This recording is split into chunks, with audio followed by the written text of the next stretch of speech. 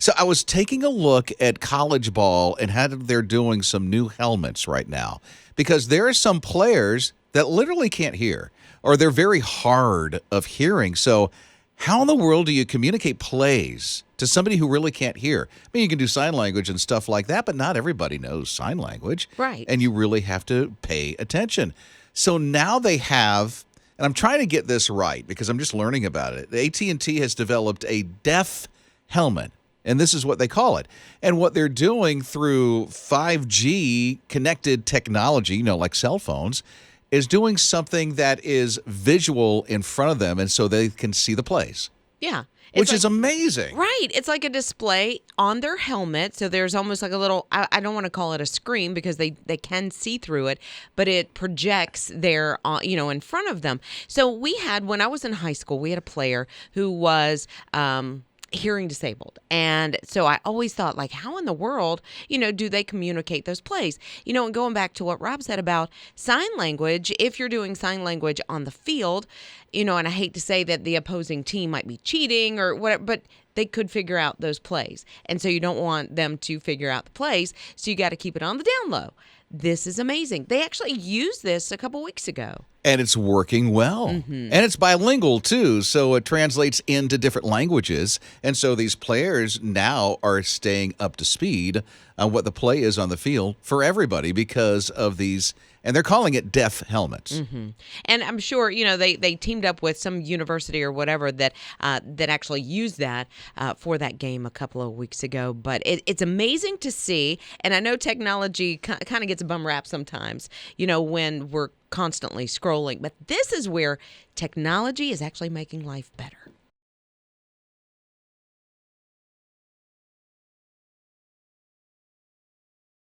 His radio. I just saw that Hilton Head Regional Hospital are welcoming back into the hospital the therapy dogs to help out those patients that really need a helping hand and some kind of cheer up. And so there's one called Martina. She's a doodle something. I don't know what kind of doodle she is because I don't know the difference between the doodles. She's a cutie doodle. She's a cutie doodle. There you go. Okay. So, but anyway, she brings so much joy. They go into the patients from OBGYN to other patients, which is really neat because of the joy that these dogs can bring somebody. They have to be trained just right. My wife always says, because we have a English lab, and he has such the best mannerisms and brings so much joy that we're thinking, I wonder what it takes to get them registered to do this kind of thing. Yeah, just some training is involved to be, I guess, what you would consider compassion dogs. But you think about somebody that has gone through something like a heart attack or a stroke and something that, is very quickly their kind of life changes. They do go through an anger, a depression, hurt. And so these dogs just bring that joy to say, it's neat. There is life still left to be lived. Right. There's a nursing home up the road from where we are. And so Amy's been thinking, I wonder if I can bring Ranger there. I think Ranger, because I've been around Rob's dog Ranger a good bit. He's so well-mannered, like you say, but he's also just a lovey. He is. He loves to snuggle and love. It's so cool. So anyway, we don't know what it takes to do that kind of thing. I know there's classes, there's registration, certification, if that's a word.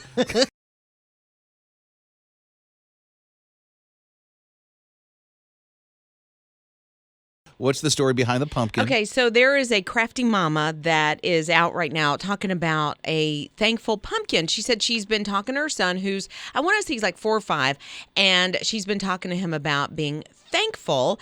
And so she thought, okay, let's take it a step farther and let's take the pumpkin that we have and let's write what we're thankful for on the pumpkin. And then all season long, it's just a reminder. Every time you pass it, like he was thankful for cookies, and she put things like family on it. And they're just filling up this pumpkin with all things that they're thankful for. Oh, that's neat. I know. So I thought we could do this together. And, you can call, you can text 800-447-7234, and you can tell me, or the open mic on the My His Radio app, and tell us what you're thankful for. And I'm going to fill this pumpkin up, and it's going to be His Radio's Thankful Pumpkin. Oh, that'd be good. Do you call it Thankful Pumpkin? Or that's what I'm calling it. It's a Thankful Pumpkin. Okay. Yeah. So I've started, so far I have family, I have Jesus. So I need some more things that So there's 2 things. Okay. You're going to fill it right up. I need to fill it. So go ahead. It's the My His Radio app. Just tap on the open mic. You can record what you're thankful for. Call 800-447-7234 or even give us a text.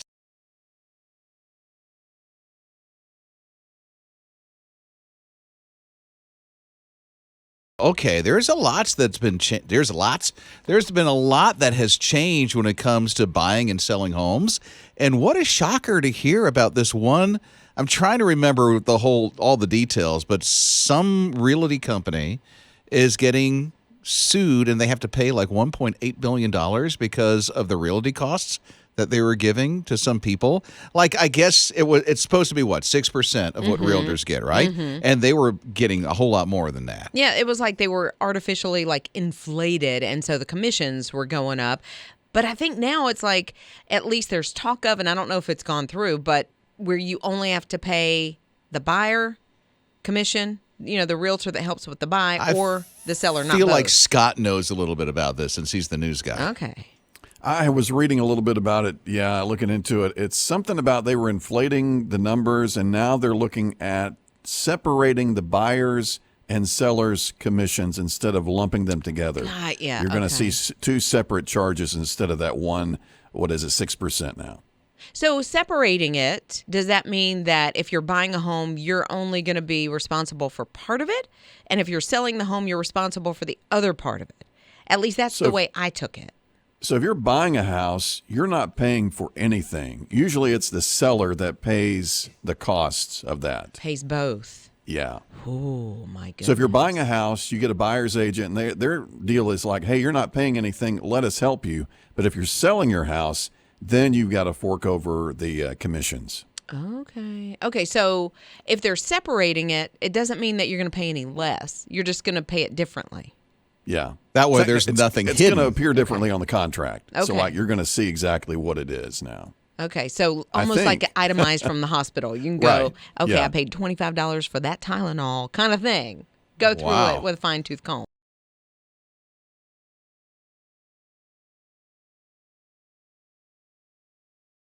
It's that encouraging way to start your day. Rob and Lizz on His Radio. So it's turkey season, and I'm already not freaking out or anything. I'm glad I'm thinking about it now. I got to buy my turkey and start thawing it out, most likely next weekend. But it's always this, I am so freaked out by poultry and afraid I'm going to give somebody something like salmonella, something like that. And so I always research, how long do I thaw it out in the refrigerator? Can I thaw it out in the sink? And then how long can I keep it? What's the answer? Well, so we'll have probably a 25 to 30 pound turkey because there's so many people that are going to be at Thanksgiving. Oh, that's good for a month. Afterwards? Yeah, sure. I am never eating Thanksgiving at your house. Don't you ever bring fried chicken in. Okay? So how long can you keep it in? So you should keep it no more than 4 days maximum after it's cooked. Oh, afterwards. After it's cooked. Well, what about before? Is before a thing? Before is you cannot lay a turkey out on the counter to have it thaw out. Like you'll throw a couple of steaks on the counter and they'll thaw out over a couple of hours. You do that to turkey, you're going to hurt somebody. You just cannot do it. So you have to thaw it out in the refrigerator, or if you're like me and you forget sometimes, several times we've had to thaw it out in the sink using cold water. You have to change the water, I want to say every hour to 2 hours, something like that. Read the directions. Don't take my word for it. Well, Scott really works in advance. All the Christmas gifts he gets in February. The turkey he gets in July. It's still in the fridge. Yeah. From July? Not eating at your house either. I always thought you could cook a turkey after you cook it for 5 days. So you're saying that's not right? I'm not even going to keep it 4 days. Really? No way, sirree. The people in my house, and I won't call them out, but they're all male, they want to eat all the leftovers for days and days. Called out her 2 sons and her husband.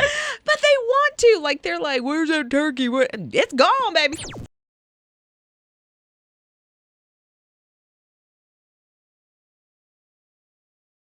It's Rob and Lizz on His Radio. So grateful that you're listening and a part of the family this morning. So Liz decided she's going to bring in a pumpkin. It's a big one. And she's writing on the pumpkin because it's special. It's called a thankful pumpkin. It is. I just had to write bed Somebody said, texted in, bed. I love that. Isn't that great? I'm thankful for my bed, too. I like what's coming in on the open mic. We just had a slew of them come in on the open mic, which is on the My HISRadio app. You open up the app, there's the open mic, and you record something right there. Here's a few of the many that came in of what people are thankful for that were writing on this thankful pumpkin. I'm thankful for my pregnancy.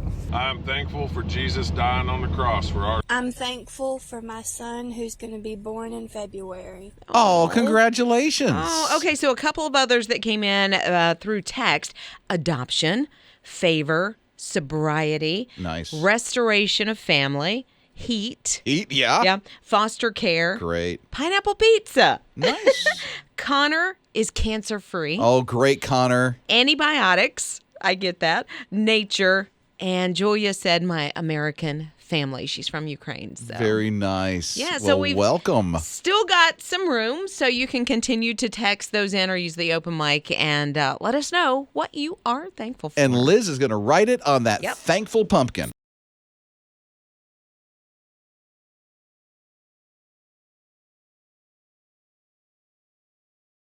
Totally into this. It's Rob and Lizz in the morning, his radio. And just as like there was not enough Christmas movies that are out, I don't know if you stream Pluto TV, which is a free service, by the way. So nice. All of these different, there's Paramount Plus, and then there's Discovery, and then there's Max, and then Peacock has its own Peacock, yeah. thing, and then Netflix.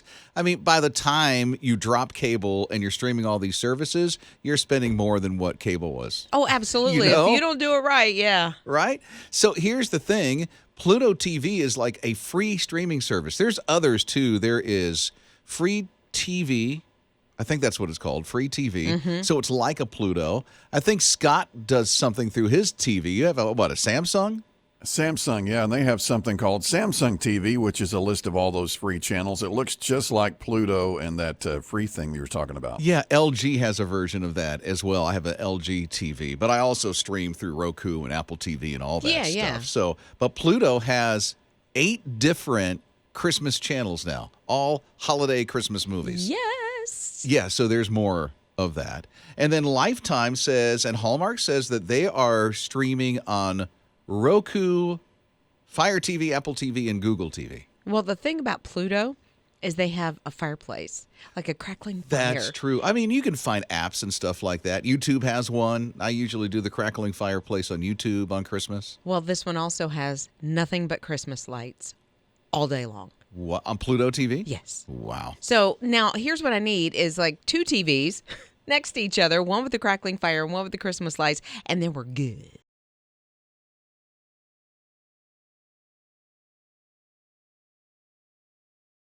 They say they found this secret room that they stored coal in. And it seems to be that there is a famous artist's rendering that is inside this secret room. It's Rob and Lizz in the morning. His radio happens to be the Medici Chapel, which is in Florence. And they have this room where they stored coal at one time. But they're opening up to the public because there's a lot of tours that happen at this one chapel. It's very well known in the area. Tourists go to see it all the time. But they're opening it up because there appears to be charcoal, if I'm getting this right, drawings on the walls from Michelangelo. Yeah, it looks like sketching almost, where maybe he was, practicing out some of his art, maybe some beginning things, but they're very detailed, like some of these drawings, and it's super cool. So I'm thinking, okay, they held coal in there. Did he use coal? Well, that's what it looks like, Yeah. at least to me, but I'm not the expert whatsoever. And it's a small room. It's 10 by 33. Yeah. So it's kind of tiny. They cleaned it out. They've got lighting on the wall. They have a place where the tourists can go in. They literally discovered this in the mid-70s. Yeah, but they haven't really opened it up for a lot of people because it is such a small room. Think about your bedroom. It's the width of your bedroom, but the length is probably 3 times as big or maybe twice as big. So it is a small room. Now they're going to open it up in about a week or so where 4 people can reserve to go in at the same time.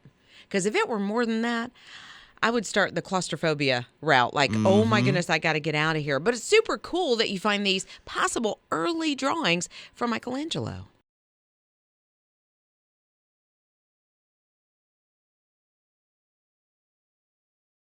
Somehow there was a mix-up with her order of something. It's Rob and Lizz in the morning, his radio. She had a goal in mind, and she was going to order something, but this happened to her. Basically, I thought it was asking me for how many individual bananas I wanted, so I put 11, which I think is even a lot. But how many came? 55. Because she ended up ordering 11 bunches of bananas. Not 11 bananas. No, and it's so easy to do. I order groceries a lot, and sometimes I'll get something, and I'm like, what in the world is this? So I ordered some chlorine tablets, and I thought it was like 5 pounds. So I thought I was going to have like 15 3-inch tablets in this box. What'd you get? So my husband walks in and he's like, this is the chlorine that you ordered. And it was like the size of a Matchbox car almost. Like it was a little bigger than that. I'm exaggerating a little, but it was much smaller than I expected. And I mean, I've done this. Listen, I had somebody else's groceries delivered to my house one time, and they had ordered like $200 worth of groceries, and I had ordered 40. And so I called this establishment and said, hey, I got somebody else's groceries. And they're like, well, you can't really return them, so just keep them, and then we'll send your groceries to you. So I ended up with like $250 worth of groceries. The flip side of that is the people who ordered $200 worth only got 40. Uh-huh. But I'm telling you, we had a good weekend. These people ordered Little Debbie's. They ordered. I had ordered salad.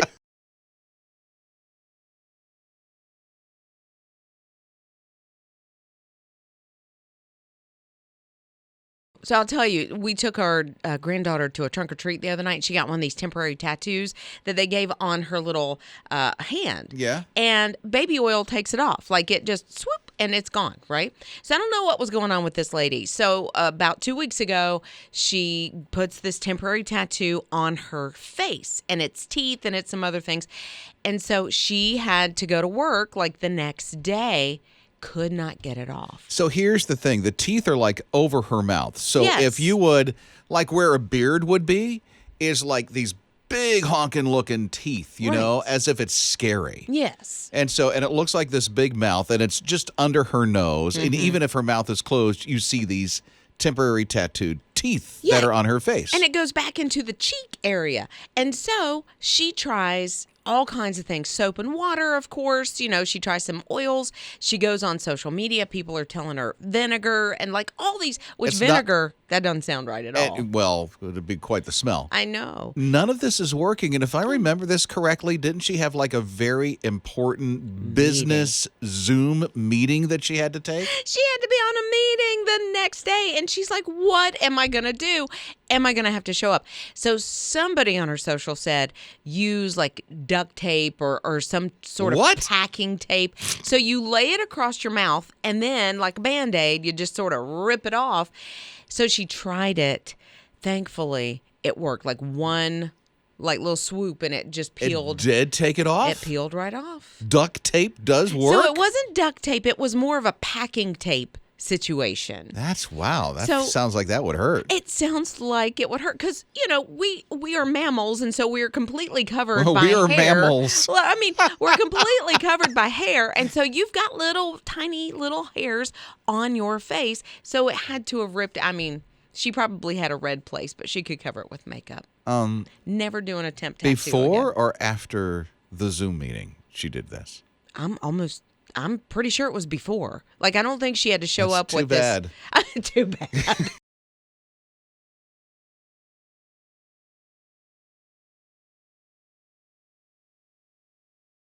Working out in the cold weather. I don't like it at all. Rob and Lizz in the morning, his radio. I was just reading something about that. It was mainly during the winter, like when it's freezing. And I'm thinking, okay, right now it's cold, but it's not freezing because they're like, you have to make sure you don't get hypothermia and frostbite. Clearly, that's not happening right now. I don't know that it ever not happens around outside here. this door. It's not happening because it's like in the 40s and 50s. Still, it's cold, especially if you're out and you're walking. Now, there's one thing. I used to do endurance sports pretty heavily. So I did a lot of running.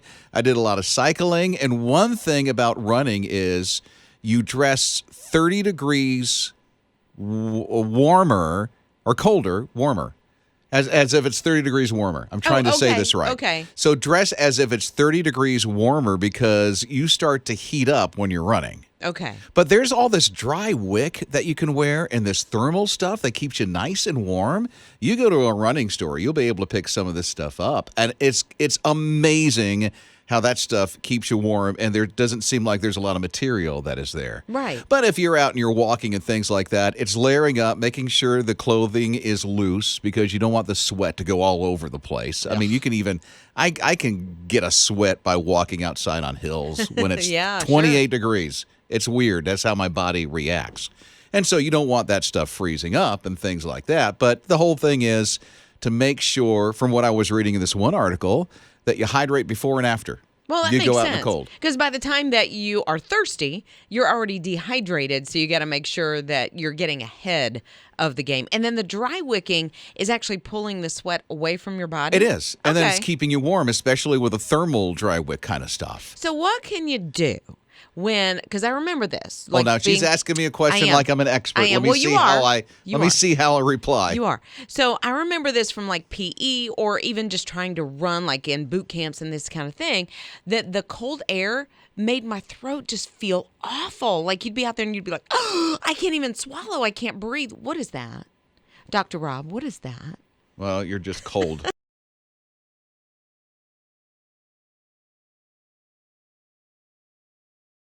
So Liz brought in a pumpkin, and she's calling it the Thankful Pumpkin. Very interesting concept because she's writing things that people are thankful for. Yeah, absolutely. And it's so neat to hear. All like it just runs the gamut of all of your life, what we're putting on this pumpkin. Isn't it amazing? So we asked that you go to the My HISRadio app and tap on the open mic and record something that you're thankful for. Here's some of the open mics that just came in. I'm thankful for my family and his radio. I am grateful for God's grace and mercy. I am thankful for my church. I am thankful for my grandchildren. I am so thankful that I have friends in my life that love me like family.